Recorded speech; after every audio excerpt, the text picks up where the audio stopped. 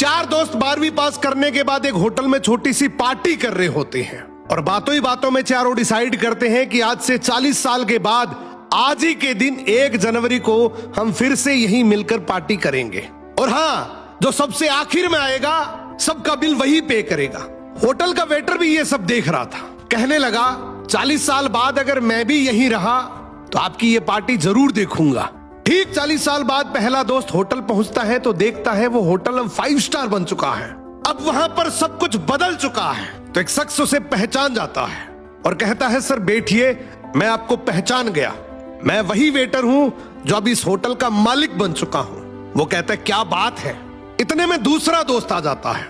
दोनों की बातचीत शुरू होती है कि बिजनेस ग्रो कर गया, सब कुछ अच्छा चल रहा है। दोनों अपनी अपनी बातें शेयर कर ही रहे होते हैं कि तीसरा दोस्त भी पहुंच जाता है, लेकिन चौथा दोस्त अब भी नहीं आया। तो जो सेठ होता है वो कहता है आप ऑर्डर कीजिए, मेन्यू में खाना वगैरह सेलेक्ट कीजिए, इतने में आपका दोस्त भी आ जाएगा। अब खाना भी लग गया। वेट करते करते काफी देर हो गई। उदास मन से ये तीनों दोस्त डिनर शुरू कर देते हैं। तीनों ने डिनर कर भी लिया, लेकिन चौथा दोस्त अब भी नहीं आया। अब जब बिल देने की बारी आती है तो कहते हैं कि विकास तो शायद बहुत बड़ा आदमी बन गया, हम सबको इग्नोर कर रहा है, चलो हम ही बिल पे कर देते हैं। जैसे ही बिल पे करने के लिए काउंटर पे पहुंचे तो काउंटर का मैनेजर बोला आपका बिल तो ऑलरेडी पे हो चुका है। अब तीनों अपने चौथे दोस्त के ना आने की शिकायत करते करते होटल से बाहर निकले ही थे कि तभी एक सरकारी गाड़ी वहां आकर रुकती है। उसमें से एक लड़का उतरता है और तीनों के पैर छूते हुए कहता है मेरे पापा टीचर बन गए थे, मुझे कलेक्टर बनाने के काबिल कर दिया, लेकिन अफसोस मेरे पापा आज से 1 महीने पहले ये दुनिया छोड़कर चले गए।